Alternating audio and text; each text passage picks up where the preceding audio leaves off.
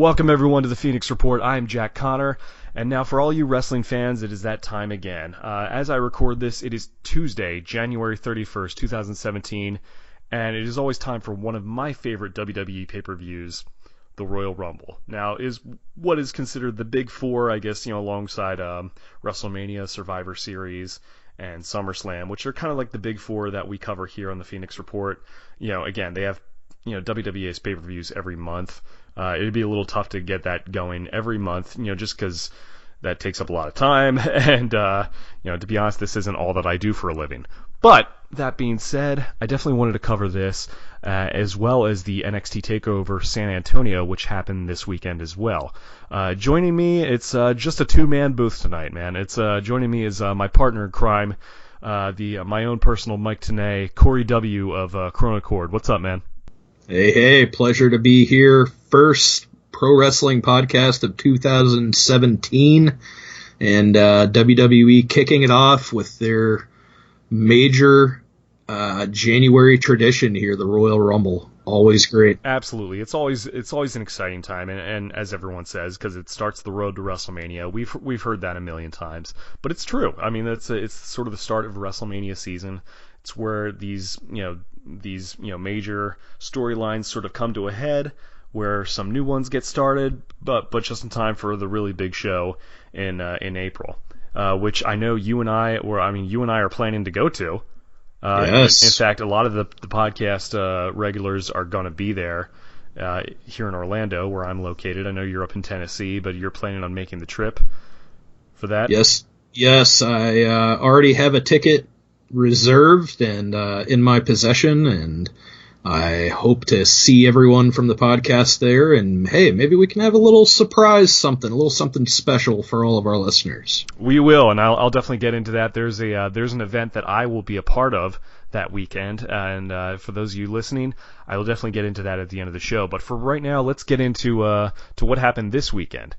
This weekend in San Antonio, you started off Saturday night with NXT TakeOver San Antonio. That was not in the Alamo Dome where the Royal Rumble was. I actually, you know what? I don't want to get sidetracked, but you and I were talking about the Alamo Dome before we started the show off mic. Cory, you said that there was a bit of an attendance issue with the Alamo Dome for the Rumble. Well, I think that this event was less attended than WWE had hoped for. Just to go ahead and get it out of the way, NXT TakeOver was at the Freeman Coliseum, which was also the home of the 1991 one-off pay-per-view Tuesday in Texas. Really? But yes, absolutely, the Undertaker captured his first WWE championship in that building. No kidding. Did he beat Hogan for that? He did, yes. For some reason, I thought that was at the Survivor Series of '91. Or excuse me, you're right. That was Survivor Series. That was the week before, and then they had the rematch in that building, the Freeman Coliseum, where Hogan. There was like a second schmoz finish with Ric Flair, and that following week, Jack Tunney put the title up for grabs in the '92 Rumble. Oh, but okay. To bring it all back around to the Alamo Dome attendance deal, yes. The Alamo Dome holds, I think for baseball, it holds like 50-something thousand. And whenever you're talking about putting a baseball-sized playing field on the stadium and not having seats there, compared to WWE having complete clearance except for the stage and the ringside area, basically. The attendance for this Royal Rumble was only 52,000, which is really not all that great. WWE ran that building in 1997, and they announced that they had like 70,000, but the actual paid attendance was 60,000, and they specifically made the tickets much, much cheaper at a cheaper price point than they were doing for other pay-per-views at the time, just to try to pack the building. So just as a preamble to all of this, to the Royal Rumble, I think WWE was hoping to put like 70,000 people in there maybe, and try to have an event with the same live gate as a WrestleMania or a SummerSlam, but it just didn't work this year, as the attendance showed. I'm sure there are a lot of different factors behind that. I've certainly noticed over the years of going to events, even like I was recently at the Raw in Tampa earlier this month. I think it was the first Raw of the new year, where Goldberg was advertised. He was going to be there, and he showed up, and even then they were still blocking off a lot of different sections, which obviously the WWE are masters of shooting an arena and making it look even bigger than it actually is. But like I've noticed that over the years, and I think maybe that has to do with the overall popularity of pro wrestling. Maybe I don't know if that has something to do with it, but I know that they don't always pack them in necessarily. Yeah, and on top of that, I think it could be a deal where, say, if you're a kid and your mom and dad are already paying $11 a month total for WWE Network, it's a lot harder to get parents to bring their kids out who are Roman Reigns or John Cena fans or whatever, right, to a show that they can watch on WWE Network that they've already paid for. Yeah, no, that's certainly a good point. There are a lot of different factors behind that, but going into to NXT TakeOver at the Freeman Coliseum, which I'm not sure who plays at the Freeman Coliseum, but nevertheless, that seemed to be a pretty successful night. Yeah, I mean, I that was certainly a great show, as you'd come to expect from NXT. NXT has sort of suffered a little bit, I think, because the class last year that ended up getting called up. I mean, so many big stars, and which I think you always tend to run that risk because you're always getting new people in and people coming in and out. But I think NXT is pretty consistent about putting on a good product, I would say, in my opinion. Yeah, I would have to agree with that 110%. They're great at developing their talent, and whenever they're ready, they send them on up. Absolutely. So we open up NXT TakeOver with Eric Young, Showtime Eric Young, as he was known in TNA. He was there with Alexander Wolf and Killian Dane, who's formerly Damo or Big Damo. Yes. I guess just recently got the name change. I noticed that on NXT TV. I think he just started using that name. So he went up and went over Ty Dillinger. Now, Ty Dillinger is very popular right now. I was surprised they had Dillinger do the job to it. It's definitely, but I mean, I don't know if it hurts Dillinger at all because I mean, I've been a fan of Eric Young's for years. I mean, from seeing all his work in TNA, he's one of those guys who can do it all. He can do comedy, he can do a really serious character, he can do babyface, heel. He's just, I mean, one of the most underrated all-around performers. Oh yeah, most definitely. Eric Young, it's it's almost comical that Eric Young is in NXT after Ty Dillinger. And as we're going to get into, spoiler alert, you've probably already heard it anyway, but Ty Dillinger getting the call up before the guy who trained him on how to wrestle. Eric Young was the trainer of Ty Dillinger. Really? I didn't know that. Yes, and it's just it's kind of humorous to see the student get the call up to the main roster before the teacher, as it were. But Eric Young, I think he's really going to step up in NXT this year. I think it can't do anything but help Nikki Cross, Alexander Wolf, and Damo, a.k.a. Killian Dane. No, I know they recently had another guy, Sawyer Fulton, in there, but I don't know what happened to him. Is he still with the company? I'm not sure. I know he had been around for quite a while at this point. Sawyer Fulton. I recognize his name from being in the system for a while, but I didn't really know that much about him. Yeah, I guess Damo got the spot instead, which, hey, that makes sense. That was a big signing. Eric Young getting the victory here with Ty Dillinger putting over his teacher on his way out, and I think Eric Young can certainly step in as a heel and really start to develop these other talents while keeping himself over as well. Absolutely. I mean, I'm sure it's great for the younger talent to have a guy with Eric Young's experience in there. And, yeah, so, I mean, definitely got a cool match. I like the vibe of Sanity as characters. I think they have that chaotic heel kind of vibe about them, and I dig it. I really like it. Yeah, I would like to see that get developed, and I'm sure that it will along the way here. But it's already been a great start for them. I've always been a fan of those like monster heel factions where it's like you never know what they're going to do. They have that level of unpredictability to them, and yeah, it definitely makes for good television, I think. Absolutely. Now, are you sure that Ty Dillinger is fully called up, or I mean, because he did appear in the Rumble, which we'll get into, but is he going to be on Raw or SmackDown? Do you know anything about that? I don't know. I know that he did not appear on Raw last night. I have not watched SmackDown yet.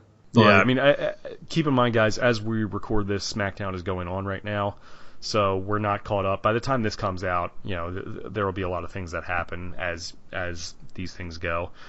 But yes. But yeah. I would have to assume that Dillinger is called up, and I would think we're probably going to see him on Raw and SmackDown, maybe, and they can make a bit of a storyline on who signs the perfect 10 to their brand. Sure, I mean, his gimmick is like super over right now, so it's you know, it doesn't surprise me at all. I think there's definitely a lot of upside with Ty Dillinger, for sure. But yeah, it was definitely, like I said, that was why it was surprising to see him do the job. But maybe that is a sign that he's on his way up. So yeah.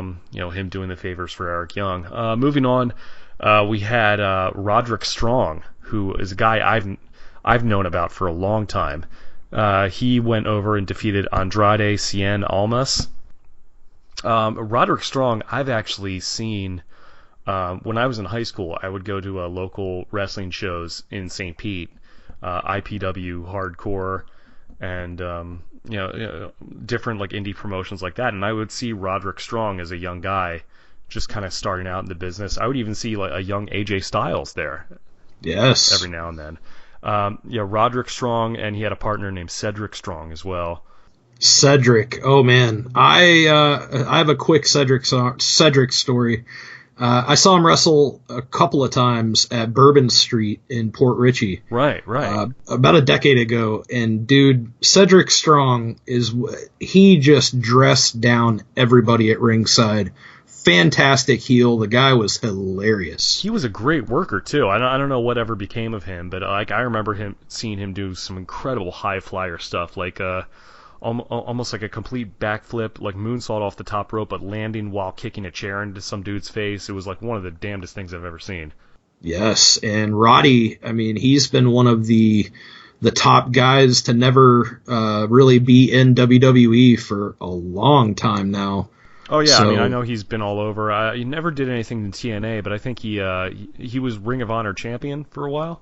Yeah, I believe so. Yeah, so it was a big deal in Ring of Honor and worked all over the world.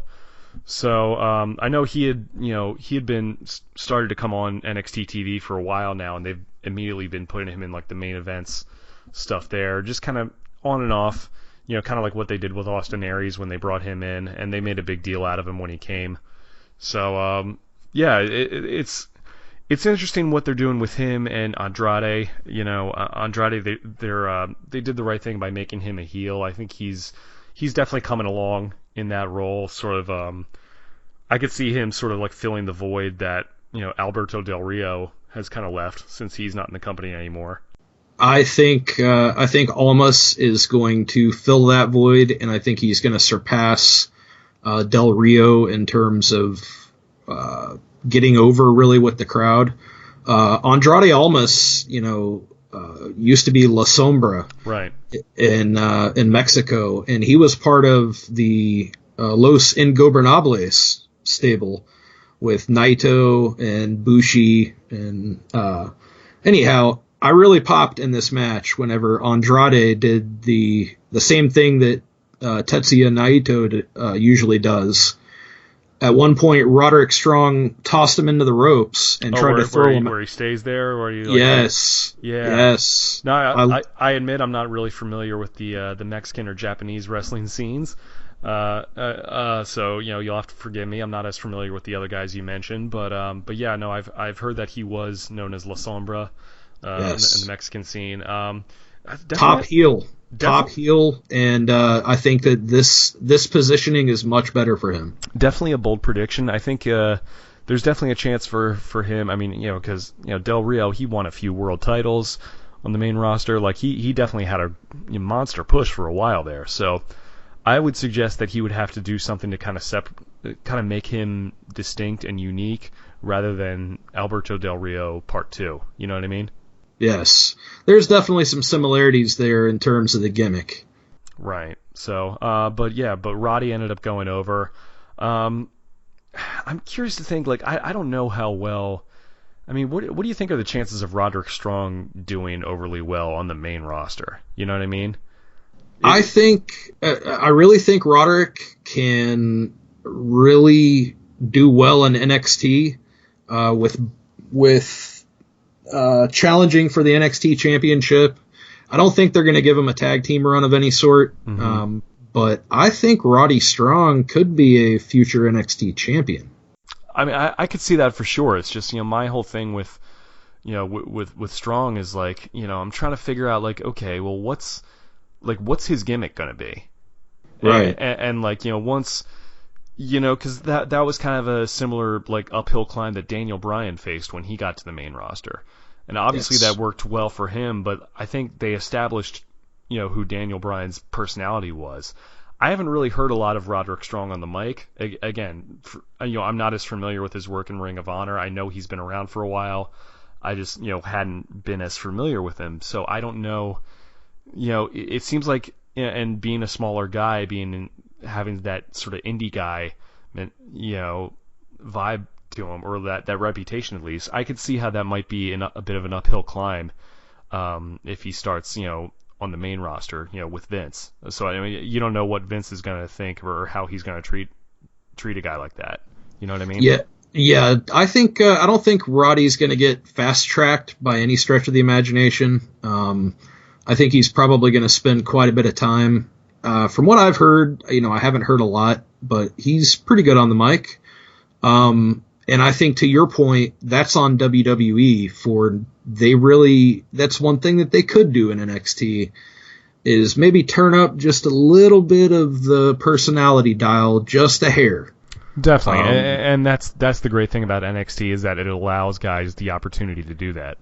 Yes, absolutely. And I think, everything that I've seen, by the time that they get on the main roster, they are ready to go. It's plug them right in and go. So I kind of wish they would let more of the 205 Live guys work NXT a little bit more than they have. Because I think that would be a good sort of training ground to establish who they are. I mean, you got a few of those guys who are doing that, and we'll get into that a little bit later. But yeah, so that was a pretty solid match. Then we had the tag team championship match.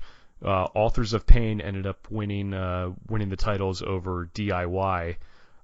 Which I wasn't really surprised at. Honestly, I know DIY are red hot right now, but Authors of Pain, they're trying to establish them as, like, complete badass monster heels. And it didn't really surprise me that they went over and got the titles, because, again, you make it so it's like it's a situation where Johnny and Tommaso have to chase them, and they have to come up from underneath and win the titles back from them. Yes, which is, that's always been a classic formula in wrestling. Sure. Have the big monster heels with the belt, and DIY, the scrappy underdogs fighting to overcome. But I see a ton of upside for Gargano and Ciampa. Toka and Razor. Akam and Razor. Oh, that's right. Well, I guess Paul Ellering doesn't have the ooze or whatever it was. Well, I mean, Raphael, Mikey, and Leo and Donnie, they just wouldn't do the job. So it's hard to work with. Indeed. But hey, the Authors of Pain, it's no coincidence that Paul Ellering is with these guys. they're very much in the blueprint of the Legion of Doom, the Road Warriors. They're big guys. They don't sell a lot, but they can sell. They can work a match and make smaller guys look good. But at the end of the day, it's about making big, powerful guys who are badasses look big, powerful, and badass. Yeah, which they do. I mean, those guys look like they don't look like they can't fight. You know what I mean? They look like they could do some damage. I wouldn't. And with Ellering there, that just adds a different level of credibility for sure. And on top of that, Paul Ellering can really carry these guys. And it's a situation like Brock Lesnar where he doesn't have to speak a whole lot. Mm-hmm. And when they do, it really means something. So I mean, these guys I think one of the guys is from Albania or something. So it's like, yes, you don't really even hear them speak English that much. So I mean, having Ellering there, obviously on promos, is just, I mean, that's a win. And just the fact that it's another manager being used in WWE's system, which is so rare these days. It's a lost art, man. I tell you. Yes. It's I mean, they're so important. It's a shame. I mean, it's a shame that it got so. I mean, there was a stretch there where you just wouldn't see any managers. So it's nice to have Ellering back in the scene. So but yeah, so I could see DIY doing that and chasing them for a while, especially now that TM61 is out for a while. I know Shane Thorne is injured. I don't know if they have any plans with Nick Miller about what they're going to do with that, but that remains to be seen. Yeah, I think he'll probably be working singles. Definitely a get well to Thorne, because TM61 was really starting to climb up the ranks, and that's going to be rough to sideline. Absolutely, no doubt. Then we moved on to the Fatal 4-Way match for the Women's Championship, and bro, let's just talk for a second about Peyton Royce and Billie Kay. Mercy. Oh my God, those outfits they're wearing. Come on, that is hot. It's definitely the accent. I need that between I mean, I don't know about you, man, but like sort of that those kind of suits they wear with sort of like almost look like a one-piece bathing suit or something, but it's just, yes. I don't know about you, man, but that does it for me. I'm telling you right now. Not to get too creepy on you guys for listeners, but just I need a moment of silence here for that. That's very yeah. Stunning young ladies, and I gotta say they're not bad in the ring, and equal props to Nikki Cross. Who no, I mean, absolutely. Wow. In all seriousness, no, they're definitely great on the mic and good in the ring. Nikki Cross is really cool. Like, we haven't seen a female character like that who's just like unhinged. And again, that goes back to, and I like the fact that you haven't had a lot of like factions like that where it's like you have that cross division kind of thing where it's like you have a female representative. Like, there wasn't a female in the Shield or the Nexus or anything like that. There's a female in Sanity though, so that's kind of cool, I think. Yeah, I think so too, man. And it opens up the door for interesting matchups where you can have the entire stable take on four faces or whatever, Yeah, for sure. It just works. But this match, I gotta say, in terms of quality matchups, I thought this was pretty well up there overall for the entire weekend. I've said it over and over every time I appear on any podcast. Asuka is so far ahead of every single other wrestler that's a woman, and about half of the men that are on WWE's payroll. Yeah, she is just ridiculous. Wow. It was pretty rad to see her and Nikki Cross go at it. Oh yeah, the two believable badass forces of nature just going at it, gotta hand it to Nikki Cross, man. She was holding her own with Asuka, and it looked convincing. Yes, and the whole dynamic of Royce and Billie Kay, I thought that was a cool dynamic to have in the match too, in a 4-way match. I think it's the great thing about Billie and Peyton is that they're like that. I mean, they're kind of like what they were trying to do with Ava Marie, where it's like they represent that old guard of the divas necessarily, yes. And where it's like they have that kind of mean girl attitude and kind of oh, I'm just a pretty face kind of where it's like is an instant heat getter, weirdly enough. But, yeah, and if you break it down to actual character traits, that's what a heel should be. Exactly. Which is like, I mean, that's why I was like impressed whenever, we always make fun of her, but like Eva Marie, when she was on there, I mean, she got monster heat, and maybe some of it was legitimate, but still, like, it doesn't matter. Like, you're getting a huge reaction. Yeah, and if she can, if you can get that at first as perhaps a reaction to perceived non-ability, then you can always get the ability later and continue the heat. Yeah. It's hard to get heat whenever there's none there. So starting off with heat. Oh my God, yeah. Not bad. Yeah. No, absolutely. I mean, look at Trish Stratus when she first started out. Yeah. She was just seen as being a pretty face, and obviously, we know how her career turned out. Yes. So, you never know. But yeah, moving on to the main event. I mean, if you would have told me like a year or two ago that I'd be seeing Eric Young and a Bobby Roode on a WWE pay-per-view, I wouldn't have believed you. But here they are. And yes. Yeah, now we had Bobby Roode win over Nakamura, which was a great match. I mean, Bobby Roode, he reminds me so much of Triple H. I mean, the similarities. He's like a cross between Triple H and Ric Flair in a lot of his character. There you go. It's almost like he should have been in Evolution. Right? I mean, if he was in WWE, I mean, back then, I'm sure he would have been. Well, I mean, I know he had a few like dark matches and like heat and velocity stuff in his early career. Yeah. But, oh yeah. But as did a young wrestler named Bryan Danielson as well. Indeed. And it's in Bobby Roode's case, it's nothing but a compliment to remind wrestling fans of Triple H or Ric Flair. Roode really did, man. That entrance, all of his entrances have been really fantastic. They're getting really creative with the NXT main event entrances and giving it that big fight feel. And you really can't.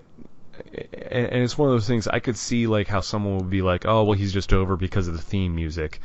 Not true, because honestly, he was doing a version of this character when he was in TNA, and he was working on top there for a while.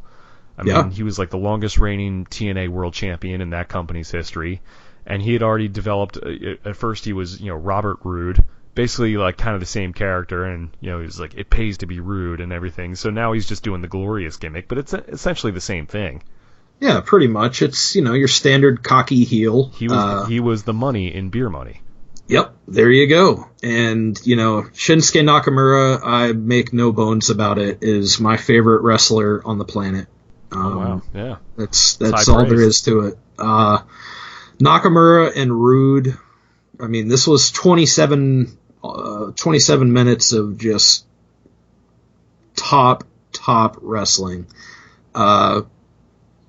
NXT just delivers on their main events. That's all there is to it. They really do, and certainly what Roode was doing towards the end, where Shinsuke was injured, and just classic heel stuff, man. Just showing that mean streak, and having the comeback, and winning under dubious circumstances, still protects Shinsuke, his character.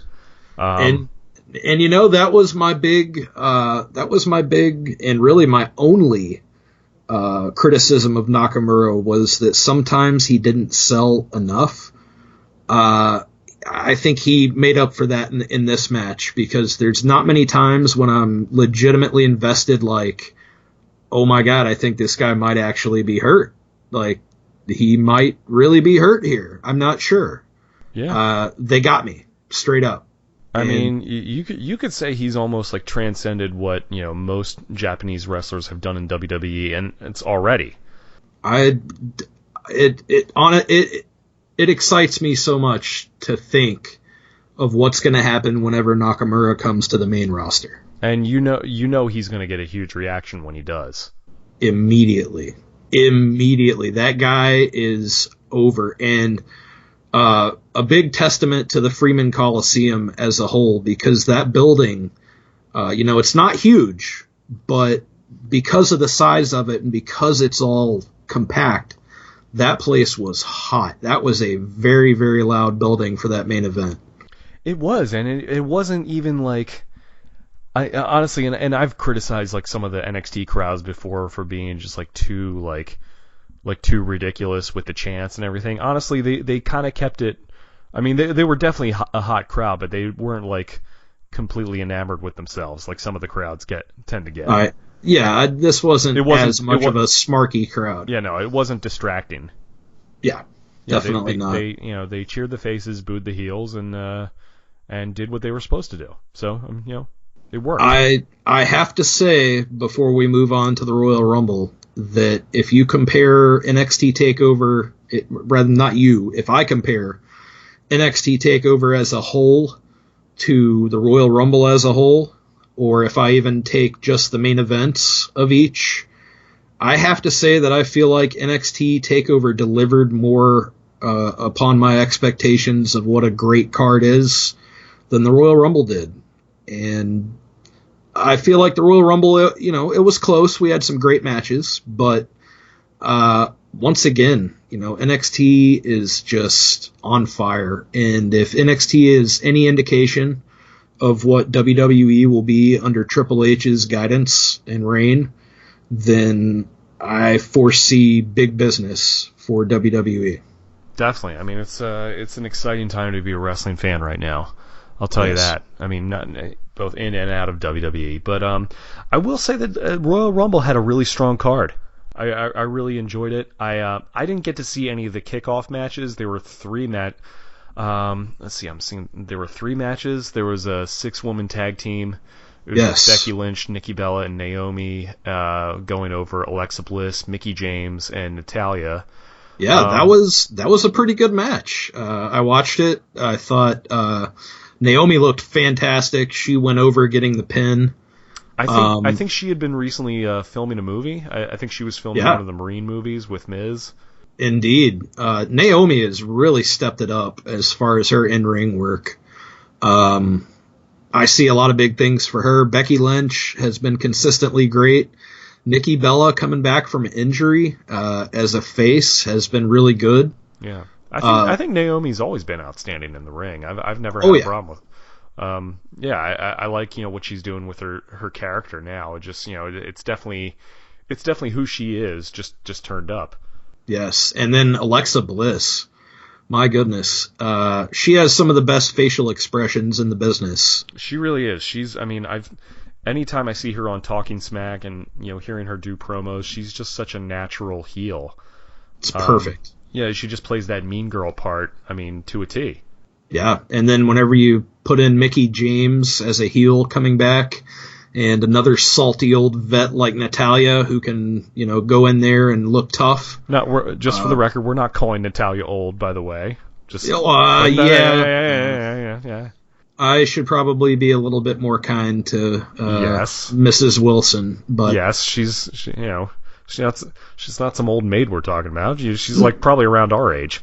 No, but I say that in terms of experience and toughness and just being. She's kind of like the old badass. Just right. That's her.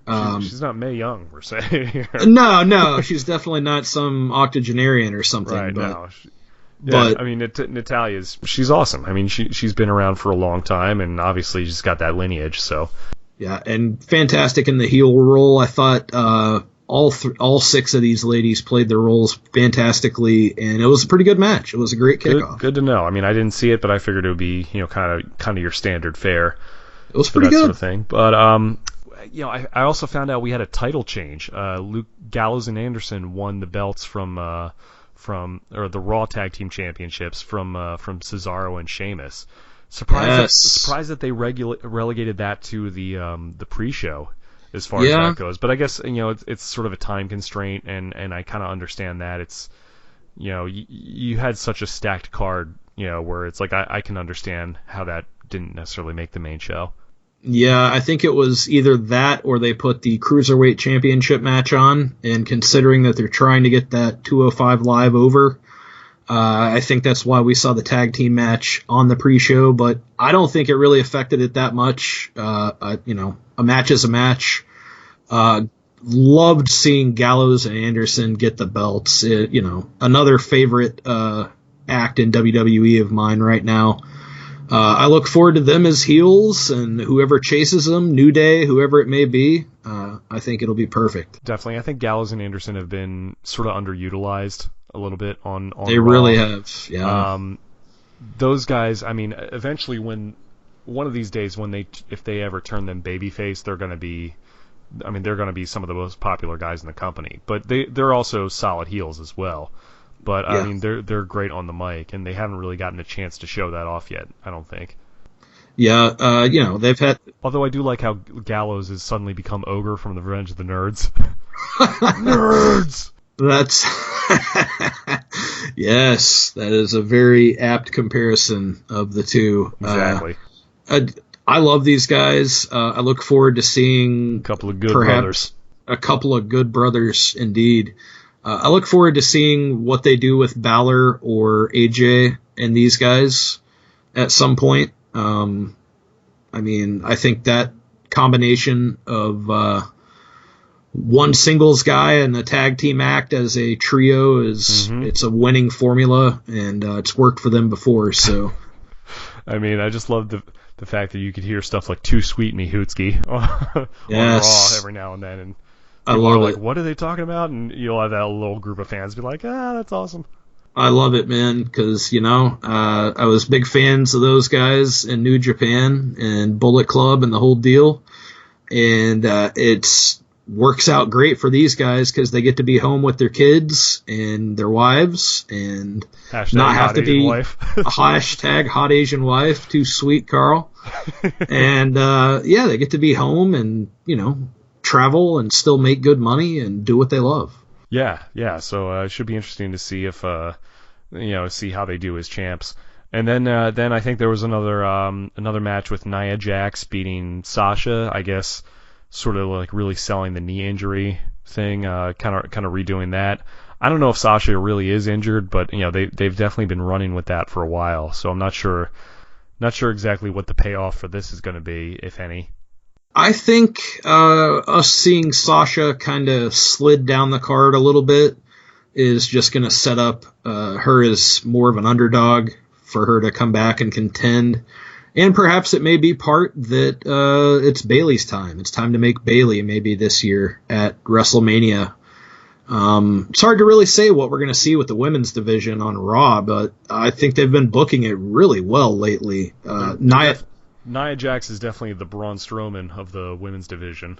She is, and she looked fantastic in that role on Raw. I think they need to use her as a wrecking ball and book her strong like they do Strowman, and there you go. You got her, you got Charlotte, and you got Bayley, the natural face, and Sasha, she's over. So fantastic work by Nia and Sasha. And then for the next match right after that, we got back-to-back. Yeah, absolutely. I had a funny thought creep into my head. Can you imagine if they ever did a vignette of Nia and Braun going on a date? Oh, boy. Oh, that would be a good one. That'd be hilarious. But yeah, moving on. They started the show. They opened it with Charlotte, who I guess has her last name back now. Yep. So Charlotte ended up going over Bayley. I mean, what more can you say about these two that hasn't already been said? I mean, they're fantastic. Yeah, Charlotte was absolutely dominant on pay-per-view. I think she's like 17-0 on pay-per-view or something like that. Yeah, they've been hyping that up for a while. And, I mean, you talk about telling a story. It's like their two characters are perfect contrast for each other. Oh, yeah. Bayley is, she's gonna be, if she isn't already, the female John Cena. She appeals to the younger demographic, and she appeals to the smart fans and people like us because she can go. She can work. Mm-hmm. So, I don't think I think it's smart having Charlotte retain here. I'm really looking forward to what they do with the women's championships at WrestleMania and on the road to WrestleMania here. Definitely. And, I think I agree that it was probably too early to put the belt on Bayley. Yeah. I think they might be saving that for a WrestleMania thing, which would be such a feel good moment to have her win it. I mean, oh my God, that would be amazing. Yeah, and I got to say, week to week, I feel like the women's division is booked better than just about anything in WWE. Yeah, no, absolutely. I mean, what they've done with it in just a few years' time is it's remarkable.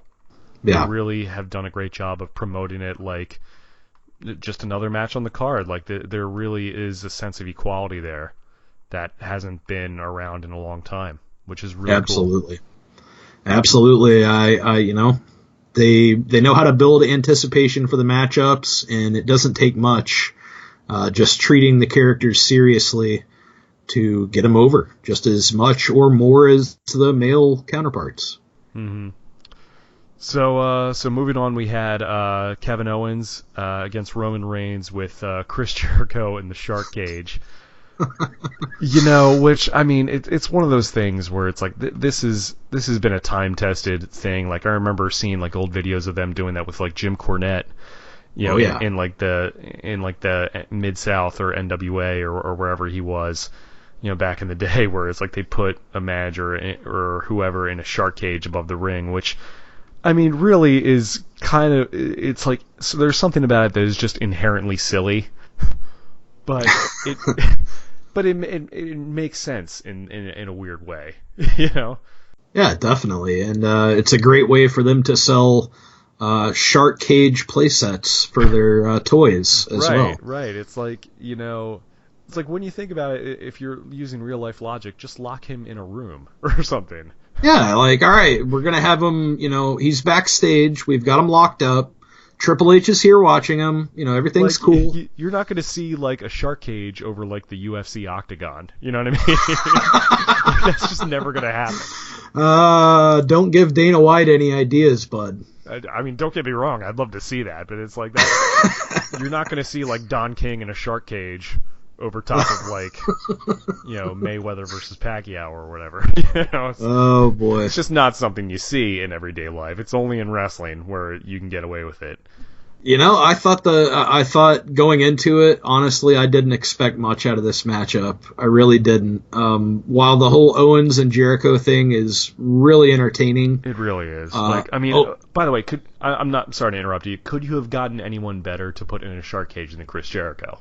No, perfect. I mean, he's just perfect. He knows exactly how to milk it and how to be just a goofy. I mean, it's one of those things. He's so good at. He's almost too good at being a heel that like people can't help but cheer him just because he's so funny. Jericho is very Spinal Tap. He really is. I mean, it's no accident. That's like one of his favorite movies of all time. Of course, yes. But I really didn't expect much out of this, and I was blown away by this match because this was a total demolition derby. I mean, both these guys consistently deliver like great matches. They really do. And as much as people want to bag on Roman, I mean, he can hang. Like he's a good worker. Like I mean, he's worked with just about everybody on top, and he knows how to put a good match together. I think if you switch him over to a heel, it'll be that much better, which they may be going toward that. I don't know. But I think Kevin Owens was fantastic here as the general, as the vet in the match and really carrying it. And all the different spots that they had, the tables, the chairs. This was just a great brawl. It was very physical, really visceral, and just great match. As I said, I wasn't expecting that good of a match out of this, and I was pleasantly surprised. Yeah, no doubt. Man, did you see that bump that Owens took on that like chair pyramid? Yeah, the big pyramid of steel chairs, man. Like, I mean, that was uncomfortable to watch. Like that was. Yeah. I mean, I don't care who you are. I mean, landing on stuff like that, there's only so much you can do to fake that. You know what I mean? You can't fake it. I'm pretty sure he pulled that from his old bag of tricks. I saw him do that before in Ring of Honor. Probably, yeah. No, I wouldn't surprise me, but it's just like, my God, like, some of these things these guys put themselves through. It's amazing that they're not all paraplegics. Like, oh yeah. I mean, that's why. I mean, look, I will say, every time I have the ultimate respect for anyone who steps through those ropes and is taking bumps like that, because I'm not doing it. Yeah, I think my days of that are past. Have you tried that, Cory? I have been in a ring. I have taken bumps. I have came off a top rope. Really? It does not feel good. I had no idea about this. I have. Yes, I have tried it. We'll have to get into that in our next solo podcast that we ended up doing, because that might be. I think I need to hear that story, but we'll save that for another time. It's very short. A friend of a friend had a ring. Said, "Go ahead, jump around." Mm-hmm. I went ahead and jumped around. It hurt. Wow. That's about it. That's awesome. But yeah, no, it was really a great match. Jericho dropping the brass knucks was a nice touch. Yes. You know, just doing little things like that to, to just create heat. And, it's funny, we were talking to Jen earlier the other day, and she was saying, it's like, how great would that be if they kept him up there for the entire show, then had him win the Rumble that way? I'm like, yes. I'm like, that would be so great, but there's no way they're keeping him up there for like several hours. That would be insane. But I like that. But like creatively, that would be amazing. Yeah, and if there's anybody crazy enough to actually do it, it's Chris. Oh, you know he would. He's nuts in the most wonderful way. But yes. So they had the Cruiserweight Championship match. Neville beating Rich Swann, and my God, I mean, Neville's heel turn. He's doing some of the best work of his career right now. Yeah, he's fantastic in the ring. He hasn't missed a beat since he came back from the injury. I'm a huge Rich Swann fan. I think he's a great babyface. Really, really great worker. I love this match. 14 minutes. It was a little bit long. I would have maybe cut it to like 10 or so, but it was good start to finish. Neville capturing the gold. I think it's good. Again, we're going, back again to the heel with the babyface chasing for the title.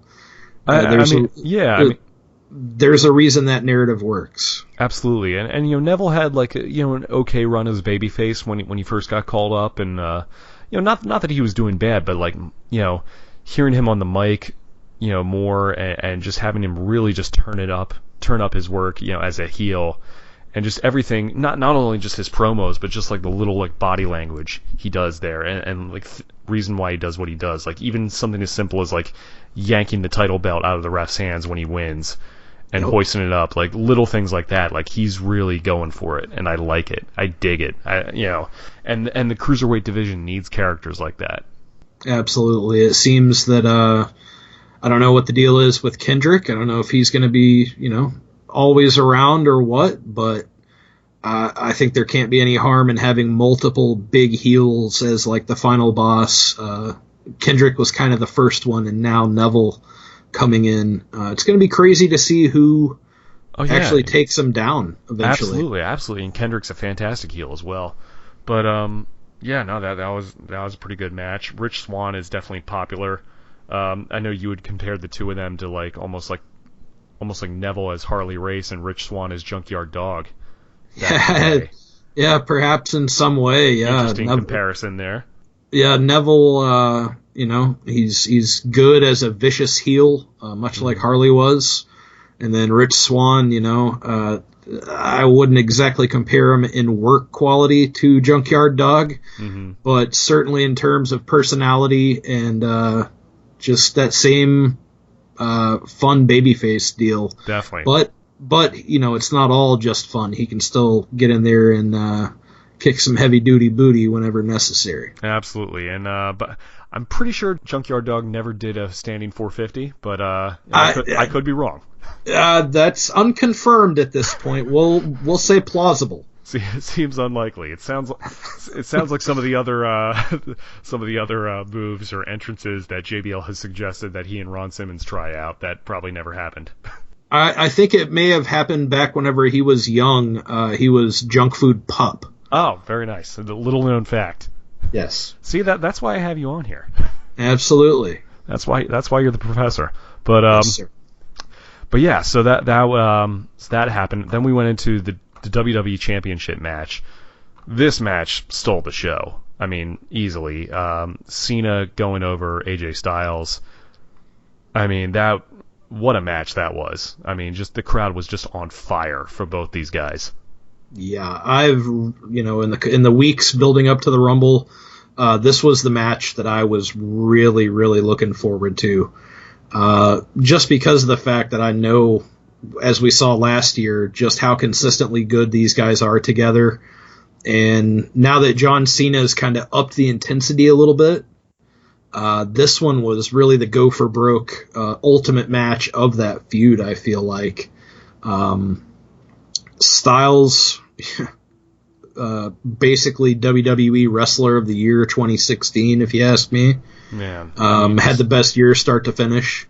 I mean, unbelievable. You know, I remember this time last year we were worried about, man, how is AJ going to be treated in WWE? How is he going to do in WWE? It's like, are they going to push him to the top? Are they just going to keep him in mid-card? Are they going to ignore him because he's, not a company guy? But, like, you got to hand it to WWE, man. They really have treated him like a star and made him into a bigger star than he's ever been. Yeah, and I think a lot of that credit goes with AJ Styles too. I mean, yeah, no, of course, but I mean, I'm just saying, it's like that was something we were all concerned about for a while, yes, that he'd get lost in the shuffle or that he wouldn't get pushed right, and he's absolutely gotten well deserved. I mean, obviously gotten great opportunity here, and just has had a great run as champ, and I mean, he's practically a babyface. I mean, the crowd loves him so much. I don't see him staying heel for too much longer. I'm unsure of what they're going to do with him, but I think Cena being more intense as he has been in these last couple weeks, I think it showed in his work in this match too, kind of. These guys really went all out to make sure that this was something special, and I feel like it was. I feel like this was the best match of the night, without question. Cena stepping his game up for number 16. Has. Number 16. Yeah. It's incredible. It really is incredible. I mean, the run this guy has had. I mean, look, say whatever you will about John Cena's character and everything, but like, if you're one of these guys saying that he can't work or that, that he sucks or whatever, then I can't take you seriously anymore. Because it's just like, I mean, you can't deny the run this guy has had, and everyone on top says he's a good worker. Like, people have vouched for him. He's been in tons of great matches over the years. I mean, it's just ridiculous at this point. You can't, you're just a hater if you're just gonna trash John Cena like that, and I can't take you seriously as an IWC guy by saying that, he can't wrestle. Bullshit. He can wrestle. Yeah, I feel like he can. He's been pretty consistent as far as making the best of what he can work with. This is a guy that sold pay-per-views going against the great Khali. And he's unbelievable on the mic. I mean, yeah, you can't deny that. And I think a lot of people are going to appreciate him more, once he retires and when he's gone. I think that's going to be the case. That's going to be his legacy. And I think it's also a testament to AJ Styles, to who he was in there with. I felt like AJ over the last year has really brought the best out of John Cena and showed basically 15 years deep now into Cena's run that he can still operate at a main event level. Absolutely. And I wasn't particularly thrilled with how they kind of brushed him on. AJ sort of got a little bit undersold when John was on the Today Show. Yes. But I mean, I don't think that was John's fault. I think he was just kind of going with whatever Al Roker and whoever the lady was I think they mentioned, I think that was kind of a blunder on their part by not knowing AJ's name, and I think John just kind of got caught up with it and just kind of, John was just being John and that sort of thing. But I mean, so I don't really blame Cena for that, but I think that did kind of like hurt. I think there was sort of a missed opportunity there to build AJ a little bit more in the eyes of the casual fan, and. But on the same token, I also feel like people who watch WWE, there's probably not a whole lot of crossover between today and WWE. Probably not. So. But, I mean, it is cool that John Cena does that, because that, it definitely keeps eyes on the, it definitely, promotes, or at least helps get the product out there, and it's kind of a cool thing to see him cross over into stuff like that.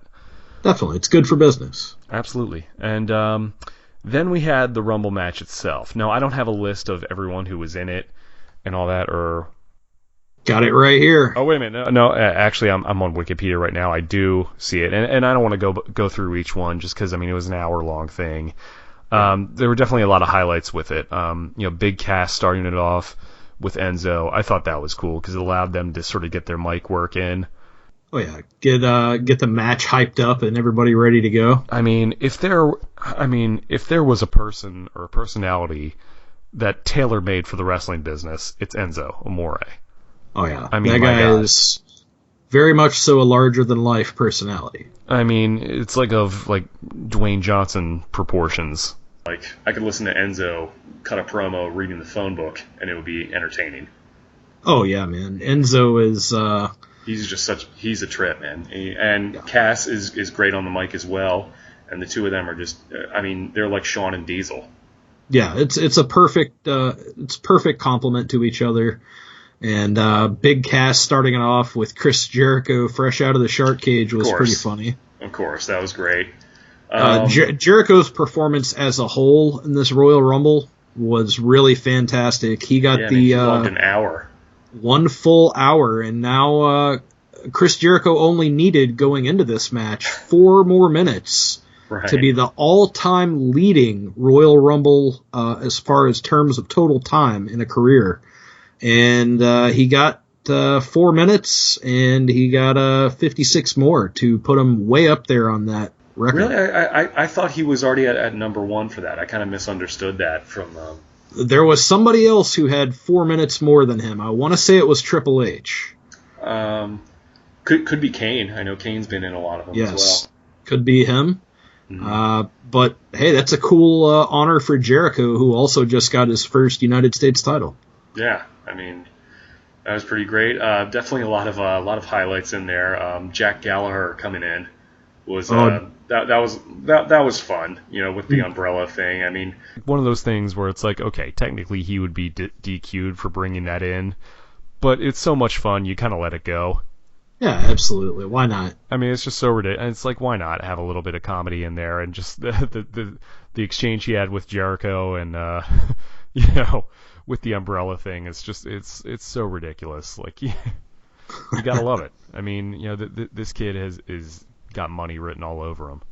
Oh yeah, most definitely. Again, he's such a character. He's such a unique thing, and it's just like, again, he's probably the most British person I've ever seen. I think so. And it was quite funny watching him get tossed for distance by Mark Henry. And with the umbrella open, by the way, that was a nice touch. Yes. I want to see like Jack Gallagher like interact with like every character there and just like see what that is. I want to see him like have a conversation with Mojo Rawley or something like that. You know what I mean? Jack Gallagher and the Wyatt family. Or just like him interacting with the New Day. Like that. What would that even be? Like, hey, I've got a fantastic cross-brand tag team that would set any tag team division on fire. James Ellsworth and Jack Gallagher. Yeah, I mean, that'd be an interesting pair. Like what he was saying is like, it's like, no, my dear boy, you have it all wrong. This isn't what you need to do in the ring. You're most uncouth. Yeah.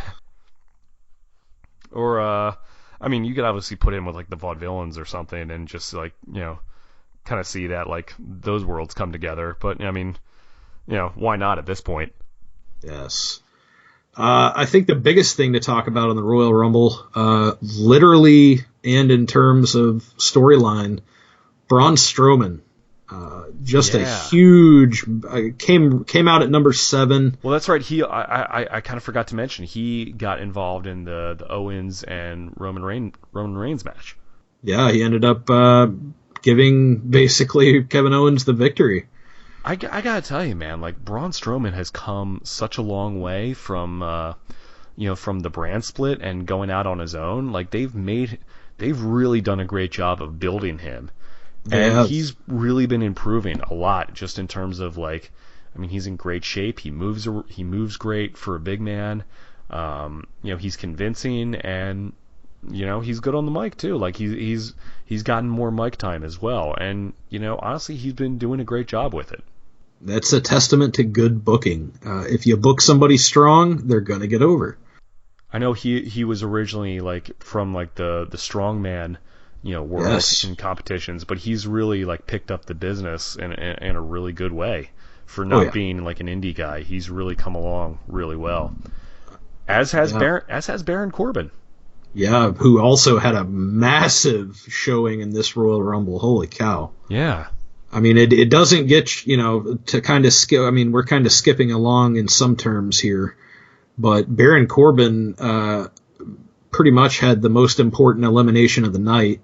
One of them, taking out the Undertaker from the Royal Rumble. I'm not sure what the future is going to hold for that.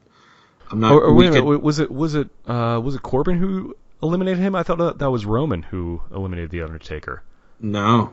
Let's see.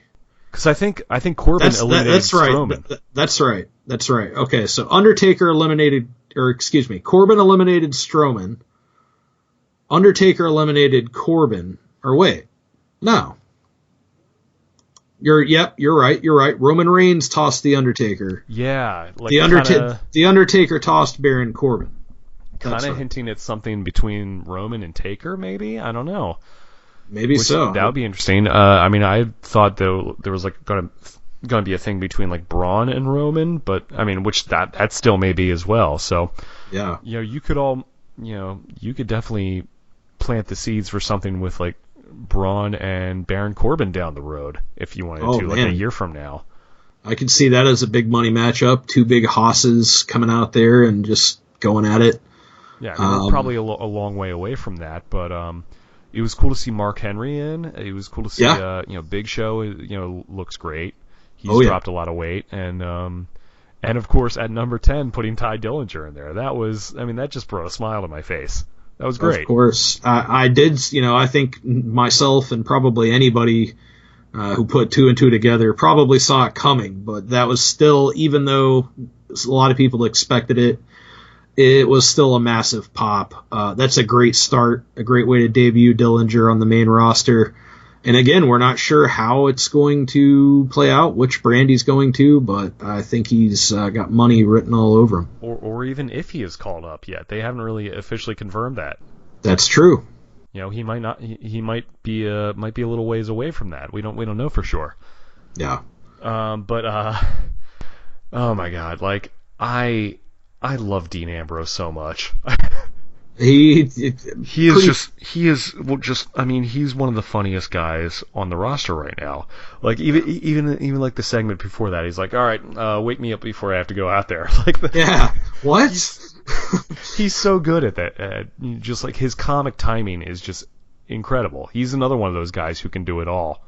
Yeah, definitely. Ambrose getting tossed out by Lesnar, that was a pretty brutal bump. Well, speaking of that, even the thing he did with James Ellsworth, where it's all right, we're going in together. 1, 2, 3. He doesn't go. That's perfect. It's classic Ambrose. He's just, oh my God, he's a scream. He's the Deadpool of WWE. Definitely. He just, he's willing to just call out when a segment isn't going well. It's you know what, I don't even know what we're doing here. He just has that vibe to him. I love it. Definitely. And Mr. Royal Rumble himself, Kofi Kingston, with his cool getting tossed over the post and grabbing onto the new wider ring posts Right. spot. I got to say, that was pretty cool. I wasn't expecting that. I think I almost missed that, but yeah, I'll have to go back and check that out again. But I mean, yeah, Kofi always has something going on during, and of course, being with the New Day the last year or so, the ridiculous factor is just turned up even more, which is great. I mean, yeah, I thought it was great seeing New Day all in the ring at the same time in this Rumble. I think they all got eliminated at the same time, didn't they? Yeah, they did. That was great, which is perfect. Yes. Yeah. Who else came out? I was surprised that they waited so late in the thing to have Brock and Goldberg and Taker kind of all at once. I honestly fully expected Goldberg to come out somewhere around 10, Lesnar to come out somewhere around 15, and those two guys eliminate each other immediately. I didn't expect all those big guys there in the ring at the end. I gotta say, this was a strange Royal Rumble. It was. As the thing went on, you had after Brock went in and cleared house, then the next person up was Enzo, which I thought was that was great. I mean, because again, you had him act you know what? He's like I don't care. I'm gonna go in. I'm gonna take on Lesnar anyway. And I mean, he still got beaten, his ass kicked, and he got eliminated immediately. But it didn't really hurt him at all because that's his character, is that he's a scrapper and he's going to go and do whatever he wants to, whether he wins or lose. He's just going to go out and fight whoever just because he has no fear. Yeah, it was a great contrast, and to Enzo's credit, he lasted 3 seconds more than James Ellsworth did, who got 15 seconds. So. Oh my God! He took a horrible bump. He landed on his hip, right on the floor. Oh my God! That just. I mean, I know that was supposed to be comedic and everything, but it looked like he really hurt himself doing that. That was fantastic. That was painful to watch, but I mean, again, he was great. In what he did. Still, my favorite elimination is going to be Santino at 1 second. That was pretty good. I hate to dog on somebody, but somebody who I really feel like WWE is just not doing much with right now is Apollo Crews. He came out and he had a couple of good spots there in the Rumble, but he didn't really get the reaction. He didn't get much of any kind of reaction. Honestly, I think he's just another one of those guys where I think he got called up just way too early. It's almost like he got lost in the shuffle there of the draft. He really has. I mean, it's in the words of Brian Connolly, when the Ascension and when Vaudevillains got called up, they started jobbing hard. Yes. And that's kind of what happened with Apollo. I mean, honestly, and this isn't a knock on Apollo, he's a great athlete, but I think he's kind of a boring character.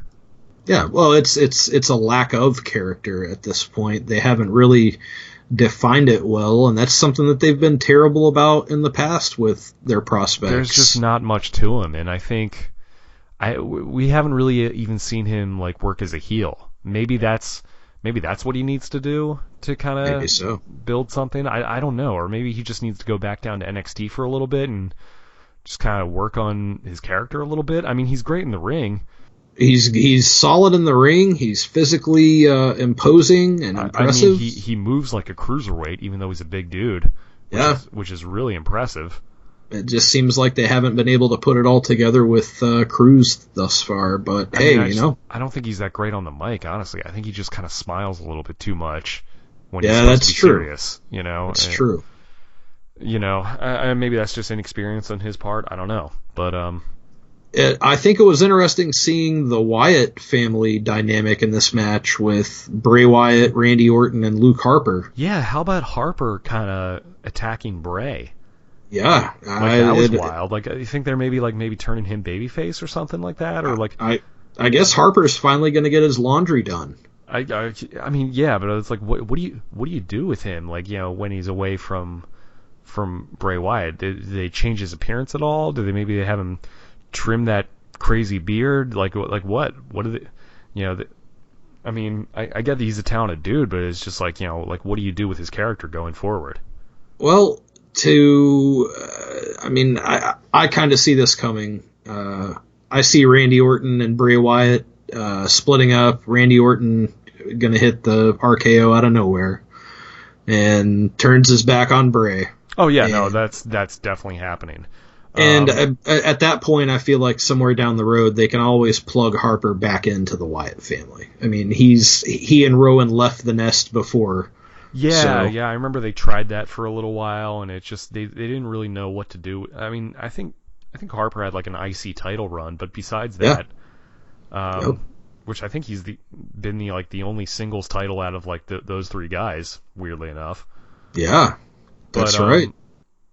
But yeah, no, it's like they just it seemed like they didn't really know what to do with those guys for a little while there, and except, you know, get them back together. I don't know if Rowan is still injured or what his deal is. But yeah, I think so. I think he's still injured. I guess so, yeah. But let's talk about Roman Reigns coming in at number 30 for a little bit. He's easily the most controversial decision there, and I think a lot of people were expecting more surprise people in there. You know, whether it was old guys, whether it was, I mean, I was hoping Finn Balor would show up. Yes. I mean, I'm sure he's got to be getting ready, or at least close to ready, pretty soon. I was fully expecting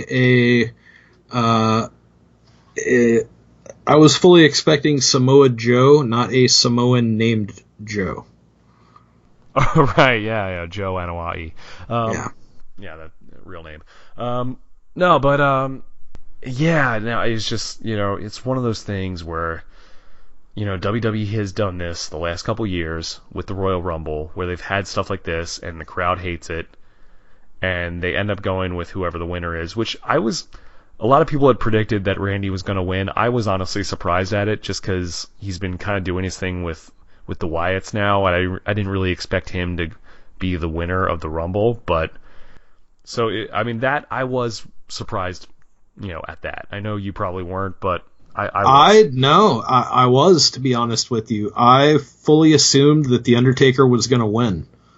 This was the first Royal Rumble he had been in since 2009, I believe. It just seemed like it was the right time to have Taker win the Rumble. He's kind of that wild card, and they could have got a lot of good TV out of who will The Undertaker challenge. Yeah. Will The Undertaker show up this week? I think they could have got a lot more mileage out of that.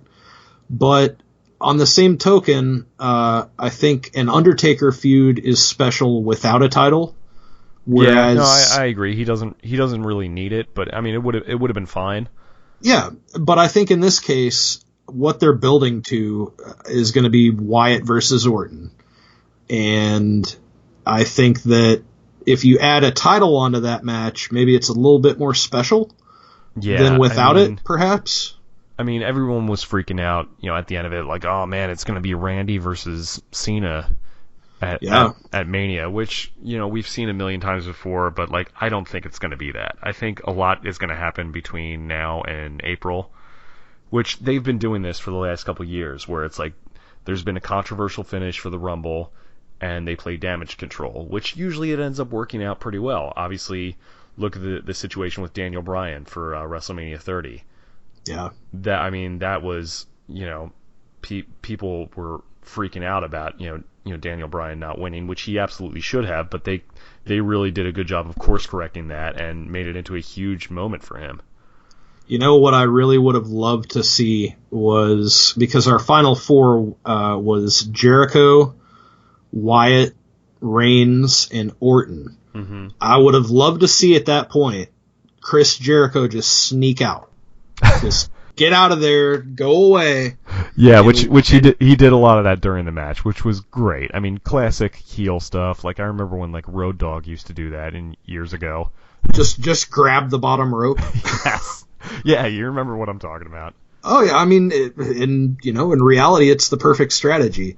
Right. But at the point we got to the final four, I was like, okay, I hope Wyatt or Jericho wins. If Jericho wins, he can build that to the match with Owens.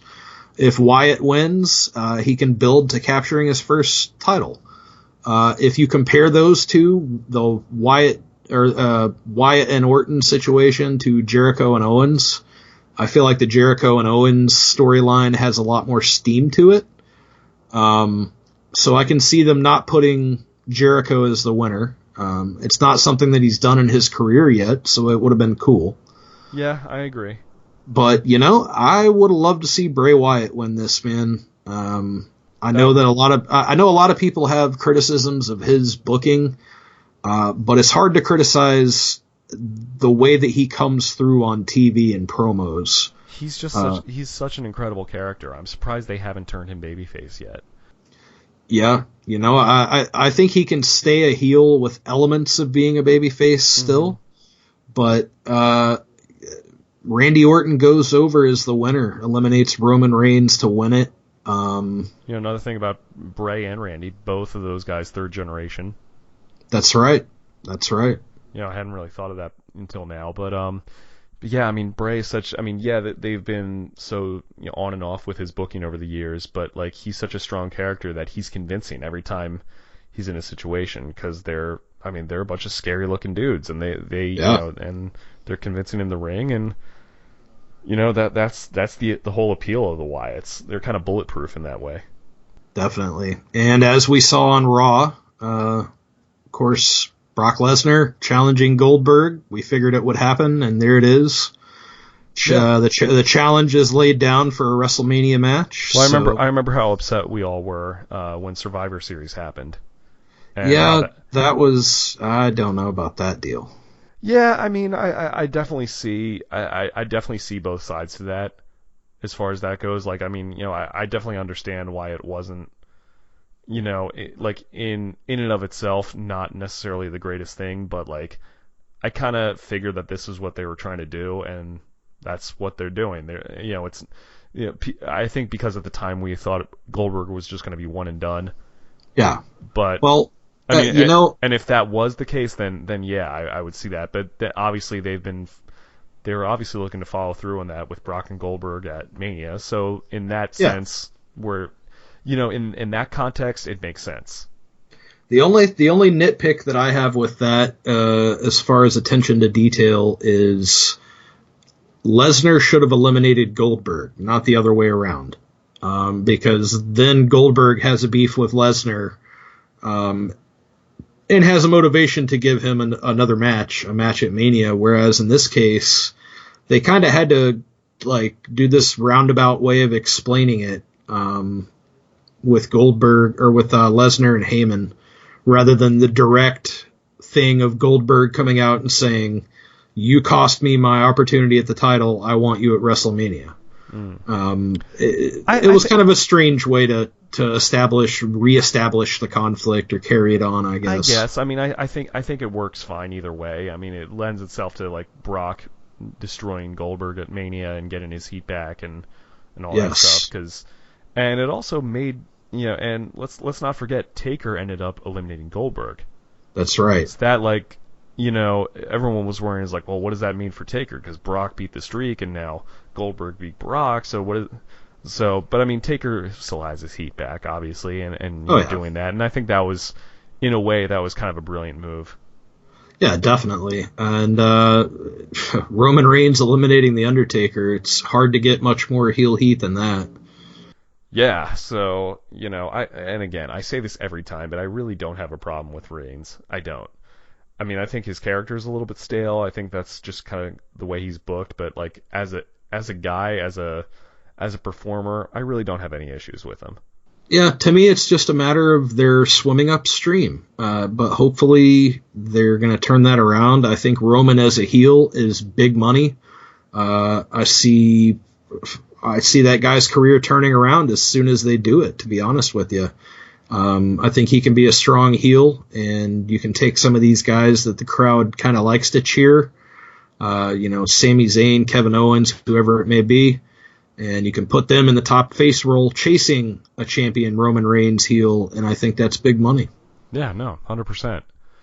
And, it's a matter of, time and seeing what they do with it. But you know what? A lot of people complained about it. A lot of friends of ours didn't like it, but I was satisfied with this event. I mean, yeah, I wouldn't have had Randy win the Rumble just because mainly I'm not really the biggest Randy Orton fan personally. But you know what? I mean, honestly, on the whole, I can't complain. I was entertained for the show. I think it was a good card, start to finish. Had some really great matches on it. I mean, what more do you want? Yeah, and to that note, there's still Fastlane and Elimination Chamber between now and WrestleMania. So WWE's going to be changing a lot of things between now and WrestleMania. So it'll be interesting to see how it all turns out. Yeah, and we're all going to be there in person. I mean, for me, it's worth the price of admission to see Finn Balor's first WrestleMania entrance, if that's what they do. Which I certainly really hope that's what they do. Yeah, that would be awesome. So, you know what? I'm excited about it. I think it's going to be cool. I think it's going to be a good WrestleMania. We were talking about the 24 for last year's WrestleMania, which was one of those things where we weren't excited about it going into it, but it ended up being just a fantastic WrestleMania. I loved it. Yeah. So most definitely. I'm not too worried about this year. So I think that's it. I think we could probably wrap it up here. Cory, I know you have a bunch of stuff to promote. Obviously, Chronocord just put out its EP of your latest music, and you've got a couple other projects in the works. What else do you have to promote there? Yeah, you can find us at chronocord.com. We just released our second album, Chronocord 2. You can find that at chronocord.bandcamp.com. You can find our YouTube at youtube.com/chronocord.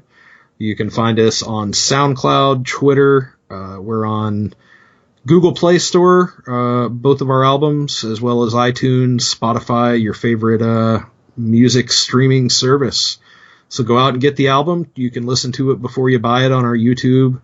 And we have a couple of other exciting things to come in the future that are wrestling centric, so I certainly look forward to coming back again and being able to give you guys a big update on that. Definitely go ahead and check out the Chronocord stuff. It's really great, electronic music and instrumental stuff. It's Cory along with my old pal Justin from the Impatient Nation days. Those guys are doing a lot of really good stuff over there.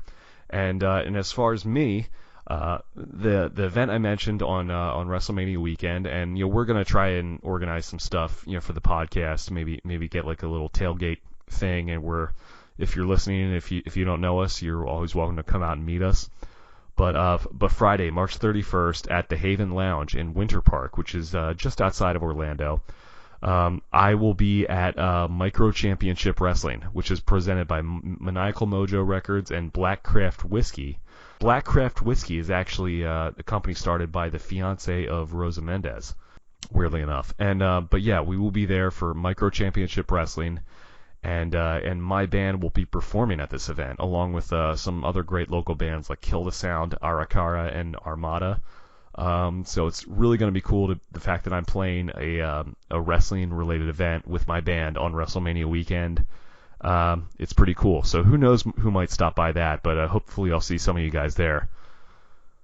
Most definitely, man. Everybody make sure to get out there to the big show there, Micro Championship Wrestling.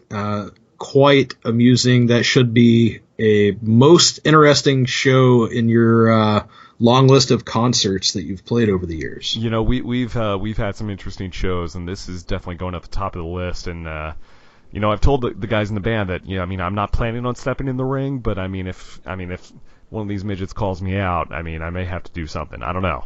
I'm not saying I will, not saying I won't. I'm just putting that out there. But no, it's gonna be a lot of fun. And it's the night of the Hall of Fame ceremony, so unfortunately I won't be able to attend that. Definitely shout out to Kurt Angle for getting in. That's huge. Who knows though? It's later at night. Who knows who might stop by. So definitely check that out and look up Micro Championship Wrestling. Find them at mcwnation.com. Anything else, Cory, before we sign off? No, just everybody take care, and I look forward to coming back right here on the Phoenix Report and talking wrestling with all you fine folks. Absolutely, and all the other stuff we get into here on the show. Definitely like this video. Go back and listen to all the other podcasts. If you're on iTunes or YouTube, subscribe, leave a comment, and you can always follow me on Facebook, facebook.com/jackconnormusic. You can follow me on Twitter at jackxconnor. That's JACKXCONNOR. And of course, you can check out my band, www.vertebreaker.net. And as always, subscribe, leave a comment, let us know what you thought of the Royal Rumble. You can tweet me with the hashtag Phoenix Report, and we look forward to hearing your feedback. You can follow Cory at Chronocord. And I think that's it for this week. Thank you guys for listening. This has been the Phoenix Report. I'm Jack Connor. Don't forget to kick out at 2. Bye.